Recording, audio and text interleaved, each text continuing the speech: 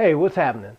This is Khaliq Glover, also known as Khaliq-O-Vision, and I wanted to see if you have like maybe about 10 minutes. I just want to take you on a little bit of a tour and talk to you about a few things that people ask me about mixing.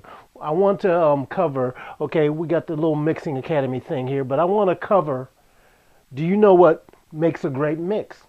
What are the different things that constitute a great mix? What makes one up? What are the elements that you should always have in there? So I thought this would be good. So if you can hang with me for about 10 minutes, let me discuss with you exactly what's going to happen when we do this webinar that I have coming up later on in the week. So anyway, let's get started, okay? What constitutes a great mix? Right here, there's all of these elements here. You may not be able to see it quite so clearly on the video camera, but don't worry about that. When we get to the webinar, we'll cover it and you'll be able to see it right from the screen sharing on the webinar. But the things that constitute a great mix are a great arrangement, okay?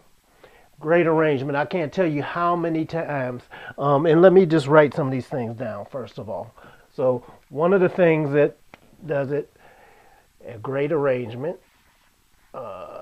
Excuse my handwriting. A great arrangement.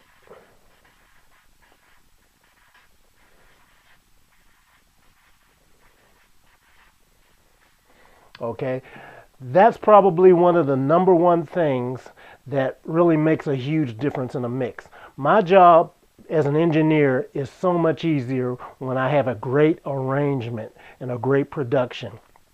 So one of the things that I tried to do as I went on my career is to learn about music. I started out as a musician anyway, so I already knew something about music, but I find that you have to continue your knowledge, and what has allowed me to actually be okay and hang in the doors and get into the studio with the elite musicians of the world and things like that was learning more about music. The engineering part is cool, but you also have to know a little bit about music to be able to hang with what they're doing and move and change with them rather than being lost with the terminology. So a great arrangement and knowing something about music is a big, huge thing.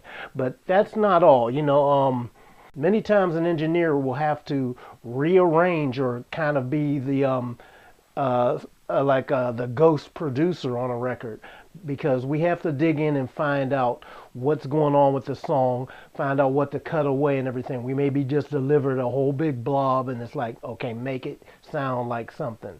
Many times that is taking apart the arrangement and the production and reshaping it, not losing the integrity of what was there, but we become like kind of like a ghostwriter does when they write. Many times an engineer will put that thing on like that. So that's an important thing. So I felt that really that needs to be known.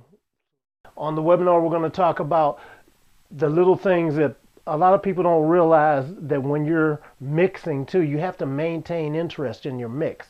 So mixing, and the engineer almost has to play the board, or in this case the computer. When you're working on Pro Tools, you have to learn how to move and work with the faders and everything.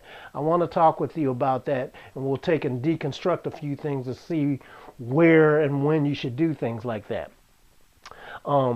Maintaining the interest is what it's about, and that was my whole point on that, because when sections change over, when the song has a certain message that it's saying, you have to be very, very attentive to those things so that you can make them pop out and move, and people won't even know some of the little things that will be going on. But you know, maintaining that interest and excitement is an art and skill that a lot of people don't talk about. It's a very big part of engineering and producing.